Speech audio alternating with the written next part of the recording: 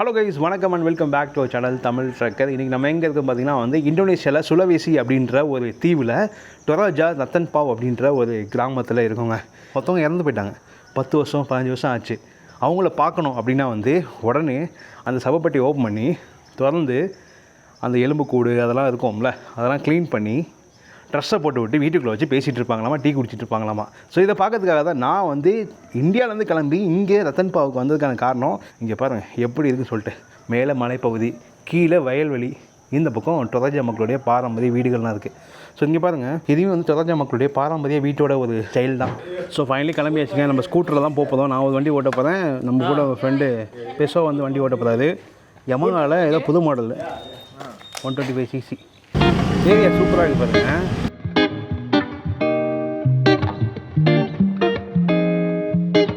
So guys, இப்போ பார்த்தீங்கன்னா டொராஜா மக்களுடைய வீட்டுக்கு வந்திருக்கோம்.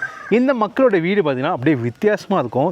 இங்கே பாருங்கள், இந்த வீடு இருக்குல்ல, மேலே பார்த்தீங்கன்னா அப்படியே வித்தியாசமாக இருக்குது. பார்த்தீங்கன்னா அந்த ஸ்ட்ரக்சரு ஒரு 3000 வருஷத்துக்கு முன்னாடி எப்படி இந்த மக்கள்லாம் கப்பலை எடுத்துகிட்டு இவ்வளோ பயணம் பண்ணி வந்தாங்கன்னே தெரிலங்க. ரொம்ப ஆச்சரியமாக இருக்குது. ஸோ இப்படி வாழ்ந்துட்டு இருக்கிற இந்த டொராஜா மக்கள் 1913க்கு முன்னாடி வரைக்கும் இயற்கையை தான் வழிபாடு பண்ணிட்டு வந்துருக்காங்க.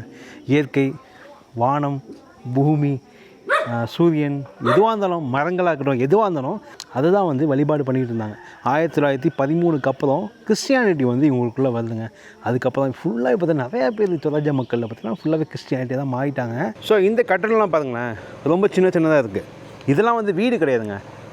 மேலே பார்த்தீங்கன்னா ஒரு ஸ்டோரேஜ், கீழே பார்த்தீங்கன்னா மாடு இல்லை அதுக்கான உணவுகளை வைக்கிறதுக்கான இடம். இதுதான் வீடு. இந்த எருமையோட இல்லை மாட்டோட கொம்பு எந்த இடத்துலலாம் இருக்கோ அதுதான் அவங்களுடைய வீடு.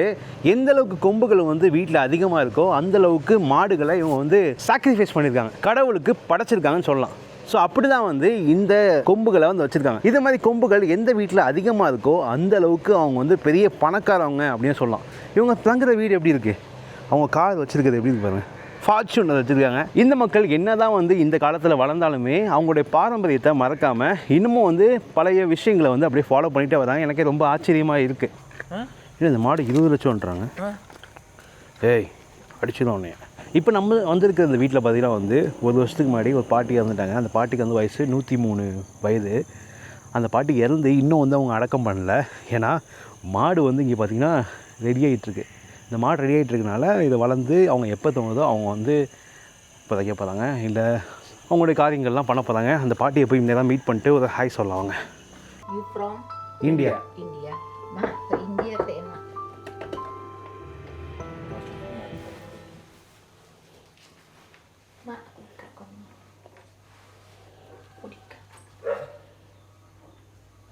பார்த்தீங்களா, சொன்னல அந்த அம்மா இறந்துட்டாங்க. ஸோ இந்த மக்கள் இறந்ததுக்கப்புறம் நமக்கு 2 நாள் 3 நாள்லேயே உடம்பு அழுகி போய் வாடை வர ஆரம்பிச்சிடும்.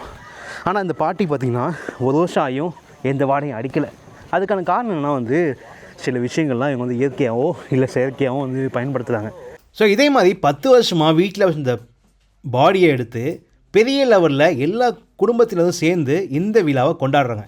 அந்த 2 பேரை அடக்கம் பண்ணுறதுக்காக பன்னி, மாடு, வீட்டு ஃபுல்லாக பார்த்திங்கன்னா அலங்காரம், அவங்க குடும்பத்தில் இருக்க எல்லா சொந்தக்காரங்களும் வந்திருக்காங்க. பாருங்கள், இந்த விழாவை பார்க்கும்போது ஒரு சாவு வீடு மாதிரியாக இருக்குது. எவ்வளோ பயங்கரமாக கொண்டாடுறாங்க பாருங்கள். ஒவ்வொருத்தவங்களும் புதுசாக ட்ரெஸ் அணிஞ்சு அந்த விழாவை சூப்பராக செய்கிறாங்க. மேலே வீட்டுக்கு மேலே அதை கொண்டு போய் வைக்கிறாங்க. ஸோ இப்படி தான் இந்த விழா ஆரம்பிக்குது. இதுக்கப்புறம் ஒரு மாட்டை அறுத்து அதை படைச்சி அங்கேயே எல்லாத்துக்கும் உணவை கொடுத்து பயங்கரமாக மிக கோடி கணக்கில் இந்த விழாவை அவங்க செய்கிறாங்க. என்னதான் அவங்க குடும்பத்தில் உள்ளவங்கள போய் அடக்கம் பண்ணாலுமே இந்த மக்கள் அழுகிறது அப்படின்றது எதுவுமே கிடையாது. ரொம்ப ரொம்ப ரேர் தான் அழுகிறத நீங்கள் பார்க்க முடியும். எவ்வளவு சந்தோஷமாக அவங்கள அடக்கம் பண்ண முடியுமோ அந்தளவுக்கு இவங்க அடக்கம் பண்ணுறாங்க.